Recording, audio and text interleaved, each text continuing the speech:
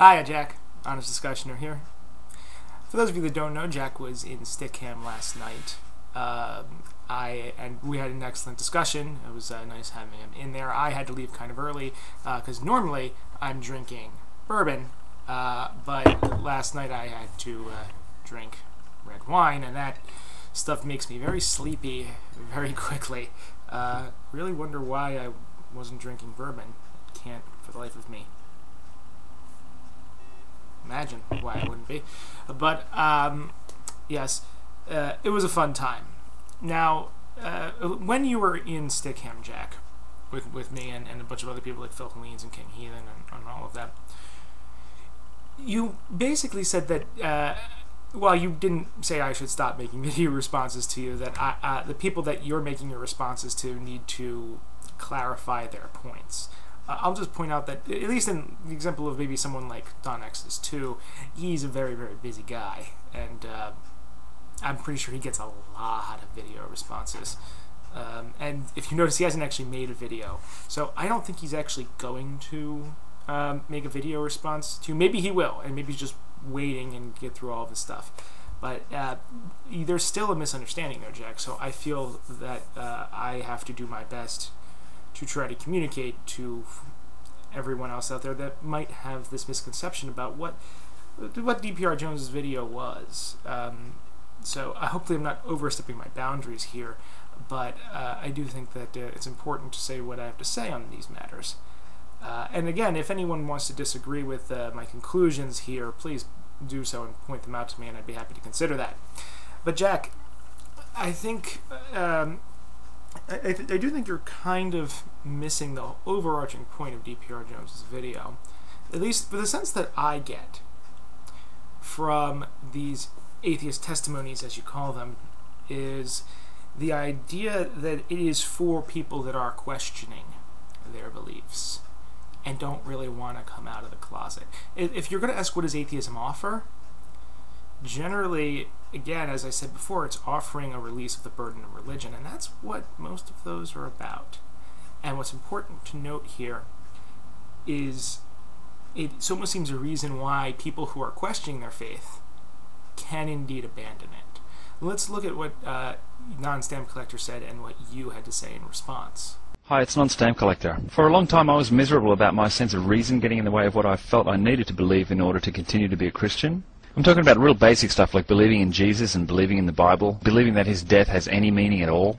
As a believer, when your observations and experience clash with what you so badly want to profess, it's pretty upsetting. But letting go of faith relieves you of all of that. When you finally succumb to your own better judgment and abandon your faith, you stop lying to yourself and you realize that there was never anything there in the first place. A surprise perhaps, but it sets you free to pursue the big questions with a bit of honesty. Hello, Non-Stamp-Collector, sir. I have some questions for you, and look forward to hearing your thoughts. I'm wondering if your sense of reason is the right sense of reason for us all. My sense of reason doesn't get in the way of Christianity for me. It doesn't get in the way of believing in the Bible and Jesus. Does your position grant you the freedom to allow for me to have as much sense of reason as you, even in areas of disagreement? Now, Jack, I want you to look very carefully at what Nonstampcollector is saying here. I don't think he's saying that logic and reason dictate that you must not believe in Christianity, and anyone that believes in Christianity must therefore be an illogical dumbass. Maybe that's actually what he's saying, but I don't necessarily think that's the argument being made. This is, again, a little bit more personal for him. He, for whatever reason, felt that his beliefs could not be reconciled with the facts as he understood them. Now, what Christianity tends to preach is, again, this whole idea of faith, at least in some sects. And what you get from that is people who can't make any sense about it. They can't really feel they can believe, and yet they are compelled to by societal pressures. Or they feel that if they give it up, they're going to be damned to hell, or that they're going to be ostracized from society, and in the latter case that could actually wind up happening. And what I get from Nonstampcollector's message is that if you want to not believe, it's going to be okay. And what I got from my non-believing was feeling more myself. he was an atheist and just didn't want to admit it, I guess, for a while. And that's how a lot of atheists wind up being. I don't know if you can say that's a lot of how Christians wind up being. Maybe they are, but for generally, when you're ever trying to switch a belief that's longly held, Jack, it's very difficult, even if it's not a religious one. And for him, that's actually one of the reasons why I started my channel. It's for the people out there that are doubting and don't really understand what they're feeling.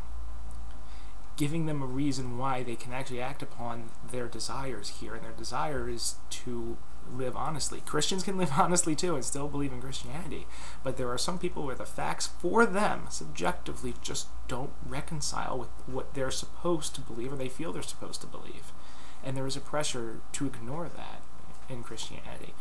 Don't worry about your feelings, just keep praying to God and he will eventually, let his light shine within your heart. That's hard to buy for some people, Jack, and unfortunately it winds up causing a lot of harm in people's lives. And if you think of it from this way, there have been many people who have reconverted to Christianity afterwards, and some people even think that their atheist period helped them become a better Christian later on. So maybe if God exists, there actually is a purpose in being an atheist for a few select people. And in that way, people should be following their doubts, even if their doubts are about Christianity being untrue. If you doubt that atheist claims are actually making any sense, then go ahead and be a Christian. And that's kind of what Nonstampcollector is saying, only in the reverse. Have a nice day. Honest Discussioner, out.